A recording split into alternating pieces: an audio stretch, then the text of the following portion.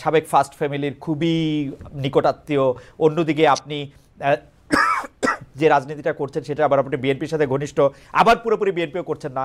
আপনার সাহস দেখানোর কারণ কি আসলে এইটা, নাকি আপনি কিভাবে এটা ব্যাখ্যা করেন? যে সাহস মাইবাই দেখাতে পারেন না, সেই সাহস আপনি সহজেই দেখালেন, এটার পেছনের কাহিনীটা আমরা একটু শুনতে চাচ্ছি।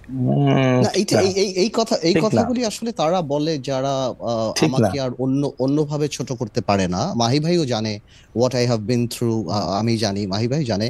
আমি 2বার জেলও খেটেছি, মামলা হয়েছে, আর আমি করি তো। আমি তো শুধুমাত্র আওয়ামী লীগের ব্যাপারে না, এটা তো এই যে ইউনূস সাহেব আসার পরেও তো আপনি লক্ষ্য করেছেন, I was the first person to say যে জগ আর মগ নাড়ানোর জন্য তো আর ইউনূস সাহেব আসে নাই।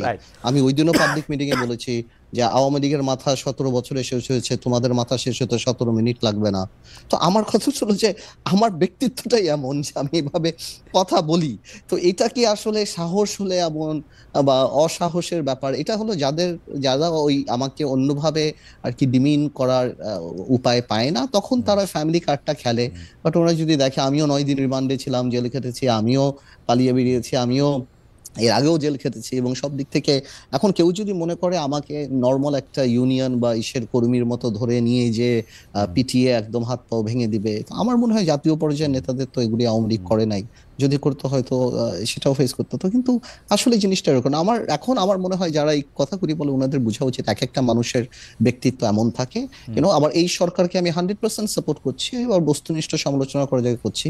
আমি বিএনপিকেও যখন ছেড়ে দিয়েছিলাম, আওয়ামী লীগে আমি যাইনি। অনেকে মনে করতো তখন এই বুঝে আওয়ামী লীগে চলে যাবে এই আত্মীয়।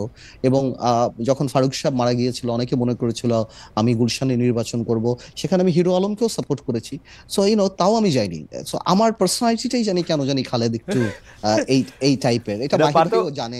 আপনি যেহেতু কথাটা তুললেন সেইটা খুবই ইন্টারেস্টিং যে আপনি আসলে হিরো আলমকে সাপোর্ট করে দিলেন এবং হিরো আলমকে বিভিন্নভাবে সামনে নিয়ে আসলেন, এবং পুরো ইলেকশনটাকে একটা, আমি যদি বলি যে এটাকে একটা প্রায় ফার্স আপনি বানায় দিলেন। এটা কি আপনি মানে এটা কি আপনি একটা মানে আপনি এখন এটাকে আসলে কিভাবে দেখেন, মানে হাউ ইজ দ্যাট?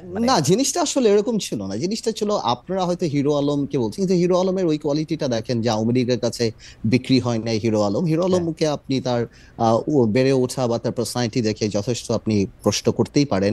কিন্তু কিছু কিছু জায়গায় আমি যখন দেখেছি যে আওয়ামী লীগের কোটি টাকার কাছেও বিক্রি হয় না, বা সাহসের সাথে যেভাবে ফেস করেছে, বাংলাদেশের অনেক স্ট্যাবলিশ রাজনীতিবিদদের চেয়েও তাকে আমার ওই জায়গাটা আমাকে অনেক টাচ করেছে।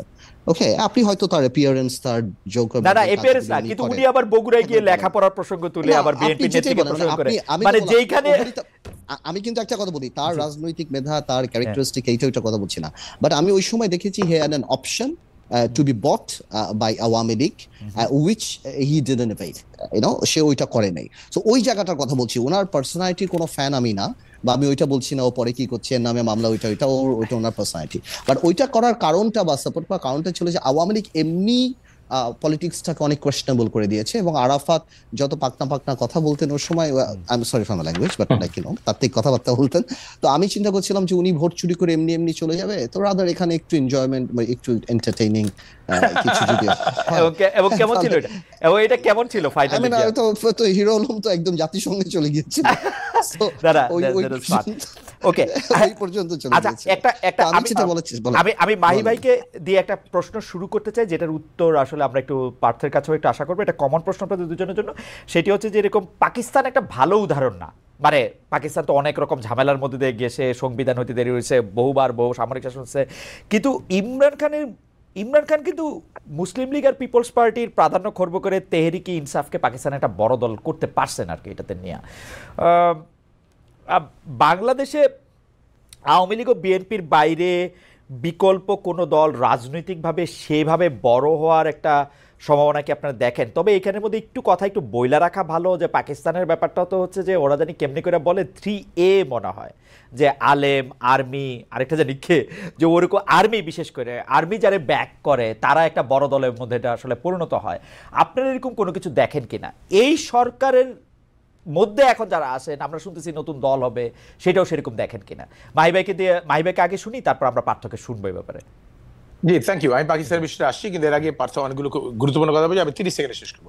একটা হচ্ছে কি, যে জিনিসটা বলেছে আপনি, যেটা পার্থ সম্পর্কে যেটা বলেন যে অনেকে বলে যে ফার্স্ট ফ্যামিলির সাথে তার সম্পর্ক ছিল, আসলে কি খালেদ ভাই, আমি তো আজকে একটু it could be a little dangerous, because আমি ওই একেবারেই খোলা মন নিয়ে কথা বলছি তো আজকে, এবং খোলা মন নিয়ে বলবো, তবু আমি চেষ্টা করবো যে যতদূর পর্যন্ত পাবলিক ডোমেইনে বলা যায় সেগুলোই আমি বলছি।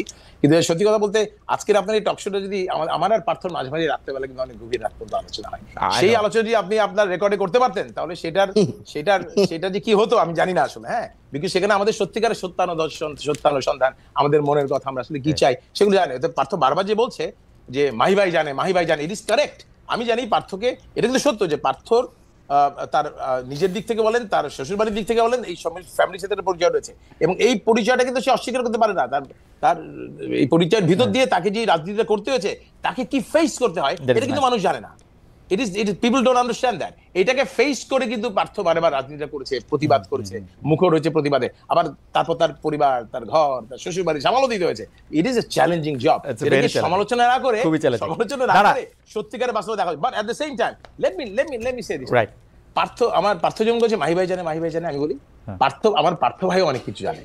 হ্যাঁ, যে মাইবাকে কেন 2018 সালে নির্বাচন করতে হয়েছে, আমি নিজের কথা বলেছি। হ্যাঁ, এবং কোন পরিস্থিতি আমাকে মোকাবেলা করতে হয়েছে, নির্বাচনের সাথে সাথে কিভাবে মাহি ভাই আওয়ামী লীগ সরকারের চাপের মধ্যে পড়েছে, কি আমার বিরুদ্ধে ষড়যন্ত্র করা হয়েছে। আমি এগুলো বলি না আজকে, বিকজ তাহলে বললে মনে হবে যে আমি নিজেকে বলার চেষ্টা করছি আমার কোনো উপায় ছিল না। আমার অবশ্যই উপায় ছিল, আমার সাহসিকতা দেখা দরকার ছিল, সেটা বলেছি। এই জন্য আমি ভুল স্বীকার করেছি। এবং আপনি দেখেন, আপনি এভাবে দেখতেই পারেন যে সমস্ত দোষ গত 54 বছরের বাংলাদেশের রাজনীতির সমস্ত রাজনীতিবিদদের কারো কোনো দোষ নাই, সমস্ত দোষ শুধুমাত্র মাহি চৌধুরী। তার থেকে স্বীকার করে নেই, এভাবে আপনি দেখতেই পারেন বিষয়টাকে। যার যদি কেউ স্বীকার করে নেই, তাদের ভুল স্বীকার করার কিছু ছিল না। যা ভুল রাজনীতিতে হয়েছে, মাহি চৌধুরী হয়েছে, কিন্তু আল্লাহর রহমতে, আল্লাহ তাআলার রহমতে হাতে রক্তের দাগ। 30 সেকেন্ড মানুষকে আমার মনে হয় যে আমার বক্তব্য আপনার পক্ষে পরিষ্কার ভাই, মানে তেহরিকে ইনসাফের বিষয়টা না তেহরিকে ইনসাফ এখন আজকে এসে তেহরিকে ইনসাফ এটি রাজনৈতিক ভিত্তির উপর দাঁড়িয়েছে, জনভিত্তির উপর দাঁড়িয়েছে। তেহরিকে ইনসাফ প্রথমে যখন তারা রাষ্ট্র ক্ষমতা এসেছিল নির্বাচনের মাধ্যমে, তখন তাদের জনভিত্তির চাইতে সেনাবাহিনীর ভিত্তি অনেক বেশি ছিল। সেনাবাহিনীর ভিত্তির উপর দাঁড়িয়ে বাংলাদেশে এরকম হয়েছে, আমাদের এরশাদ সাহেবের দল তৈরি হয়েছে সেনাবাহিনীর ভিত্তির উপর। এই মুহূর্তে বাংলাদেশের, আমি যেটাকে আমরা প্রজন্ম কি বলে, জন আকাঙ্ক্ষা, বিপ্লব চেতনা, এগুলি না বলে আমি বলি এখন একটা প্রজন্ম আকাঙ্ক্ষার জন্ম হয়েছে। এবং এই প্রজন্ম আকাঙ্ক্ষায় আমরা অনেকেই এই 24-এর গণ অভ্যুত্থানের প্রজন্ম আকাঙ্ক্ষার সাথে কানেক্ট করতে পারছি না, অনেকেই পাচ্ছি না, বড় বড় রাজনৈতিক দলগুলোও পাচ্ছি না। এবং এটা না পারার ফলাফল কিন্তু শুভ হবে না। এটাও কিন্তু আমার সাথে পার্থর অনেক আলোচনা হয়েছে। আজকে বিএনপি অনেক বড় রাজনৈতিক দল, এই অভ্যুত্থানের মাধ্যমে বিএনপির জন্য কিন্তু একটা বিশাল ইতিহাস সৃষ্টি করার সুযোগ সৃষ্টি হয়েছে। আর সেই ইতিহাস বিএনপি সৃষ্টি করবে কিনা, কানেক্ট করবে কিনা, বিএনপির রাজনীতি নির্ভর করবে। আজকে জামাতের সামনে একটি সুযোগ সৃষ্টি হয়েছে, জামাত তার সেই জায়গাটায় দাঁড়িয়ে আজকে নিজেকে ব্যাখ্যা করবে কিনা, 71-এর সাথে কানেক্ট করতে পারবে কিনা। অতএব আমি মনে করি এখানে আজকের বাংলাদেশের যেই বাস্তবতা, এই বাস্তবতায় যে প্রজন্ম আকাঙ্ক্ষা, এই প্রজন্ম আকাঙ্ক্ষার বাইরে যাওয়ার কোনো সুযোগ কারো নাই, সেনাবাহিনীরও নাই। অতএব এখানে প্রজন্ম আকাঙ্ক্ষার মাধ্যমে বাংলাদেশে যে পরিবর্তন আসার, সেই পরিবর্তন আর চলে আসছে। We are probably some of us in a denial. এই ডিনায়াল থেকে বেরিয়ে এসে এটাকে গ্রহণ করে, ভুল স্বীকার করে সামনের দিকে এগিয়ে যাওয়া ছাড়া আমাদের কারোরই মনে সামনে কোনো রাস্তা খোলা নেই। আমরা একটু জনাব আদালির রহমান পার্থের কাছে শুনবো। জনাব আদালির রহমান পার্থ, আপনি একটু বলবেন কিনা যে এই সময় আপনি এটা কিভাবে দেখেন, তেহরিকে ইনসাফ, এবং আপনি পুরোটা জানেন সেটা। আমরা একটু মনে করে দিতে চাই যে চ্যানেল 24 আমাদের যে অনুষ্ঠানটা দেখাচ্ছিল, আমরা চ্যানেল 24-কে তাদের টপ অফ দ্য আওয়ার নিউজের জন্য তারা চলে যাবে, কিন্তু আমরা আরেকটু বেশি সময়, হয়তো 2-1 মিনিট বেশি সময় আপনাদের সঙ্গে থাকবো। আমি আগে সেই জন্য ঘোষণা দিয়ে রাখলাম চ্যানেল 24 কেন সেটা যাওয়া। আমি জনাব আদালির রহমান পার্থ, আপনাদের সঙ্গে কথা বলা, বিশেষ করে আপনার সঙ্গে কথা বলা তো সবসময় আমার জন্য খুবই আনন্দদায়ক। আপনার সাথে কিছু আনন্দ শেয়ারও করতে চাই। মাহি ভাইও এখানে আসেন, তো আনন্দ আরও একটু বাড়লো। জনাব ইউনিটি স্ট্রেংথ, উনি আমাদের একজন দর্শক, উনার নাম ইউনিটি স্ট্রেংথ। উনি আমাকে বলেছেন যে খালেদ, তুই আমার সামনে আসতে পারবি, তোকে আপ্যায়ন করতে চাই। ইন্টারেস্টিং। জনাব আদালির রহমান পার্থ, আমরা একটু পাকিস্তানের তেহরিকে ইনসাফ এবং এটি একটু শুনতে চাইছিলাম। আপনি এমন একটা মানুষের আগে আর্মিটা বাদ দিয়ে আপনার আগে বুঝতে হবে ইমরান খানকে। ইমরান খান যখন জেমিমার সাথে ডিভোর্স হয়, সেই সেটেলমেন্টের 5 না 6,000 কোটি রুপি উনি নেননি। আপনার difference between Imran Khan and Tendulkar is, Tendulkar তার ফেমকে ইউজ করছে নুডলসের অ্যাডভার্টাইজমেন্ট করার জন্য। আর ইমরান খান has realised it that this is for the betterment of the people. Allah তাআলা যে আপনাকে একটা ফেম দেয়, আপনাকে যে টাকা দেয়, আপনি টাকা দিয়ে মদের দোকানও করতে পারেন, মাদ্রাসাও করতে পারেন, স্কুলও করতে পারেন, ওষুধের ফ্যাক্টরিও করতে পারেন। So Imran Khan is a person who realized, এবং তার প্রত্যেক কথায় আল্লাহর কথা, আমি যেটা বিশ্বাস করি, আমি আমার জায়গা থেকে বলছি, হয়তো এই কথা অনেকে বলছেন, যে আল্লাহর কথা, নবীর কথা, রসুলের কথা, খলিফাদের কথা, ওনার যে লাইফস্টাইল, এবং আমি মনে করি এটা একটা স্পিরিচুয়ালিটি আসে, এখানে একটা ডিভাইন ব্যাপার আসে, যার কারণে ইমরান খান এই মুহূর্তে, যদি আপনি পৃথিবীতে মানে অরিজিনালি প্রাইম মিনিস্টার আর লিডারদের কথা বলেন না, এই মুহূর্তে পৃথিবীর সবচেয়ে জনপ্রিয় ব্যক্তি যদি আপনি ধরেন, তাহলে ইমরান খান। এবং সবাইকে মিলিয়ে যদি আপনি রাজনৈতিক নেতা যদি হিমালয় হয়, তার চেয়ে 10 ফিট উপরে ইমরান খান। সো ইমরান খানের ব্যাপারটা পাকিস্তানের প্রাইম মিনিস্টার হোক আর না হোক, টু সাম পিপল সে জিন্নার চেয়ে উপরে উঠে গিয়েছে। So the sacrifice he made, the fighting he did, and he's not very political. দেখেন, ওর কোনো সেকেন্ড ম্যানের নাম কিন্তু আপনি জানেন না। সো ইনস্টিটিউশন কিন্তু সে বানাতে পারে নাই। তেহরিক ইনসাফের চেয়ে বড় সে। অনেকে ইমরান খানকে চিনে, তেহরিক ইনসাফকে চিনে না। সো আপনি যদি টিপিক্যাল পলিটিশিয়ানের কথা বলেন, তাহলে কোনো ওই সংগঠন উনি বানাতে পারেননি। কিন্তু ওনার personality so larger than life.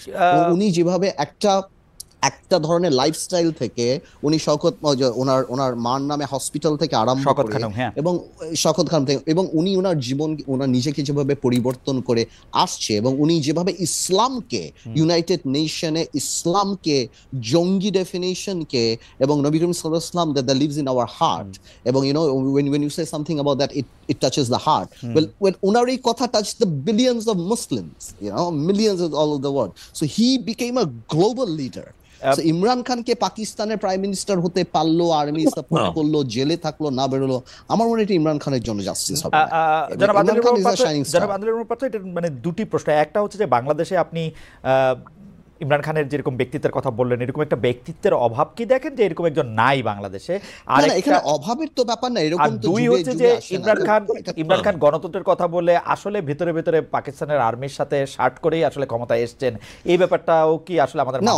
শুনেন, আমি আপনাকে একটা কথা বলি, পাকিস্তানের you have to understand, he is a politician. পাকিস্তানের রাজনীতিতে আর্মি অনেক স্ট্রং, যেই আসে আর্মি সাপোর্ট নিয়ে আসে, বাট আর্মি তো will not pick up any Tom, Dick and Harry. যখন নওয়াজ শরীফ আর বেনজির ভুট্টো পপুলারিটি অনেক